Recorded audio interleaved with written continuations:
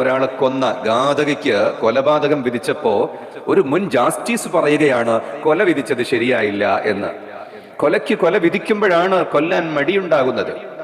മദ്യപിച്ചവന് തോതിലുള്ള ശിക്ഷ ലഭിക്കുമ്പോഴാണ് മദ്യപാനത്തിനും അതിന് കൂടെ നിൽക്കാനും തയ്യാറാകാതെ വരുന്നത്. ശക്തമായ ശിക്ഷയാണ് തെറ്റുകൾ നിയന്ത്രിക്കാനുള്ള മാർഗം. നിങ്ങൾ ശക്തമായ നിയമമുള്ള നാടുകളുടെ ക്രിമിനൽ സ്റ്റേറ്റസ് എടുത്ത് പരിശോധിച്ചു നോക്കൂ.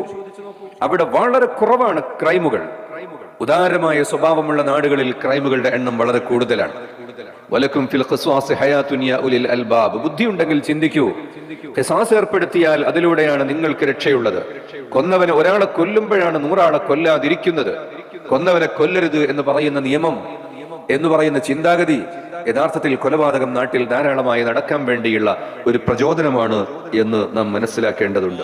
നന്മകൾ പ്രവർത്തിക്കണമെന്ന് ആഗ്രഹമുണ്ട്, നന്മകൾ ചെയ്യണമെന്ന് ആഗ്രഹമുണ്ട്. പക്ഷേ ഒന്നുപോലും നടക്കുന്നില്ല. വല്ലാത്ത പ്രയാസമാണ്.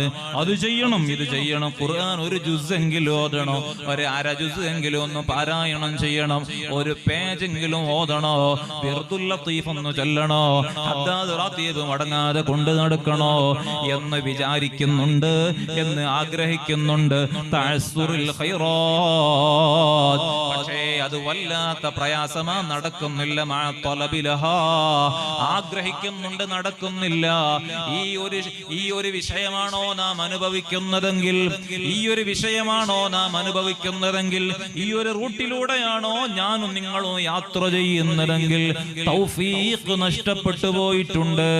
അല്ലാഹുവിന്റെ മുമ്പിൽ ഒന്ന് കരഞ്ഞു പറയണേ ഉമ്മമാരെ, മുഅ്മിനീങ്ങളെ. ദിവസവും 2 നേരം തൗബ ചെയ്യാൻ ശ്രദ്ധിക്കണേ.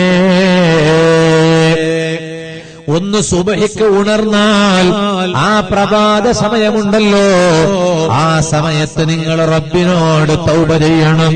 മറ്റൊന്ന് രാത്രിയായാൽ നിങ്ങൾ അല്ലാഹുവിനോട് തൗബ ചെയ്യണം. ഈ 2 നേരം എല്ലാ ദിവസവും പടച്ച റബ്ബി തൗബ ചെയ്യണം. അങ്ങനെ നിങ്ങൾ തൗബക്കാരായാൽ മരിക്കുന്നതിന് തൊട്ട് മുമ്പ് നിങ്ങളതാ തൗബ ചെയ്തിട്ട് മരിക്കാൻ അല്ലാഹു നിങ്ങൾക്ക് അവസരം തരുന്നു. നിങ്ങൾ തെറ്റ് ചെയ്തവരാണോ, ആ തൗബയിലൂടെ നിങ്ങളെ പാപം അല്ലാഹു മായ്ച്ചു കളയുന്നു. ഇനി ഒരു പക്ഷേ നിങ്ങൾ തെറ്റൊന്നും ചെയ്യാത്തവരാണോ, എന്നാലും നിങ്ങൾ ചെയ്തതിന്റെ ഏട്ടിൽ അവസാനം സീല് വെക്കുന്നത് തൗബ കൊണ്ടാണ്. അങ്ങനെയല്ലേ